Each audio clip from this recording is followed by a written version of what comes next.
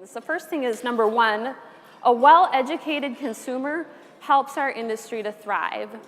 It's that simple.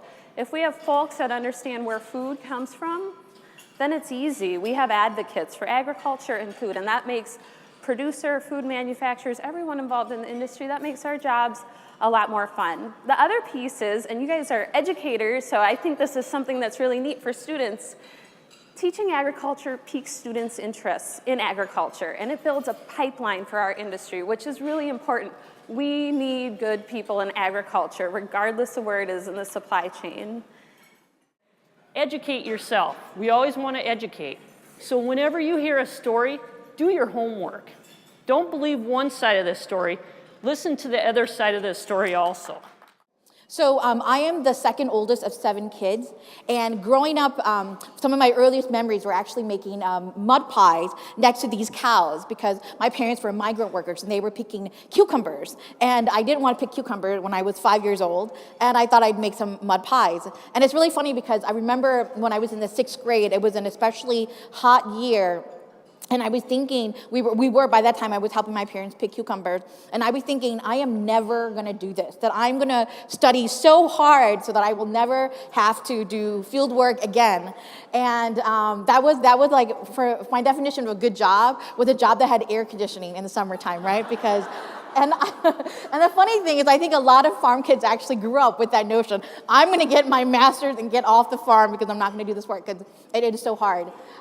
Which is funny because when I think back about where I get my sense of environmental stewardship, or my sense of really thinking long-term about the effects of what we do, and in Native American culture, they talk about how you have to think about it in 7 generations, right? I think I got that actually from all those summer days having to pick cucumbers or pick corn or try to weed stuff because I was out in the field all the time.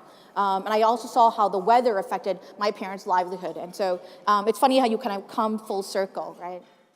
When we think about agriculture, we used to think about, you think about that corn farmer or that soybean farmer, right?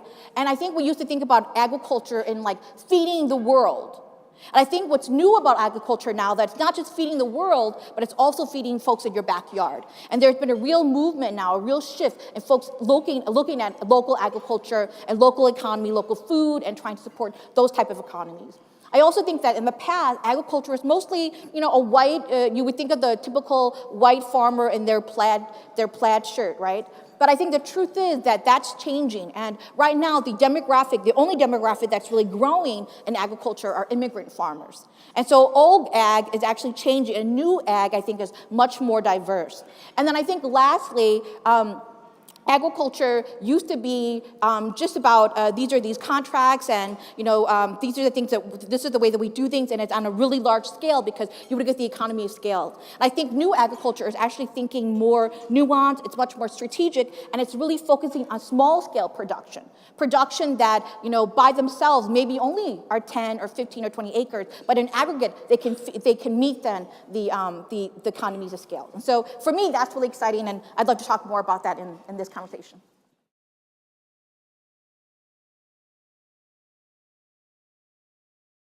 And one of the things that I see for ourselves in our industry is, I'm 3rd generation on the farm, and we were kind of grown up. If we just do it right, people will understand.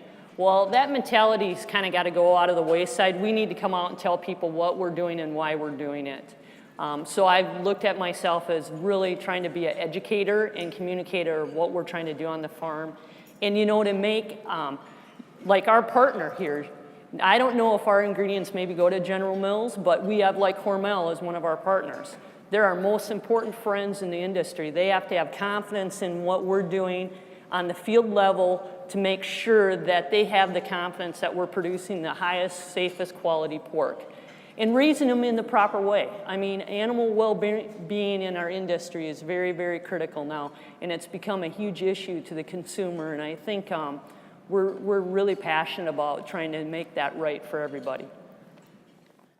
And then also, because our farmers are working on smaller plots, they have to make those plots work for them.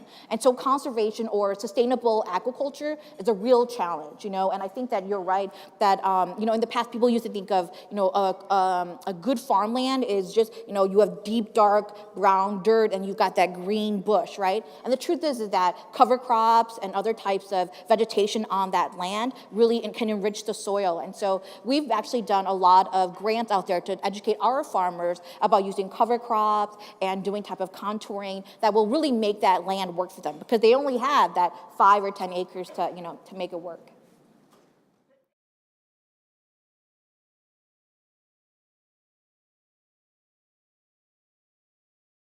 You're smart, you're bright, and we need smart people in agriculture like you, which I'm not trying to say I'm a great person, but just having someone that believed in me, to say that, I was like, oh, well, okay, maybe. But it was having someone to say, I believe in you, there's opportunities, and we need good people, and you would be good at this. And then someone showing me, here's an opportunity, here's what the jobs are. That's what got me thinking, that's what got me to go to the University of Minnesota and major in agriculture and say,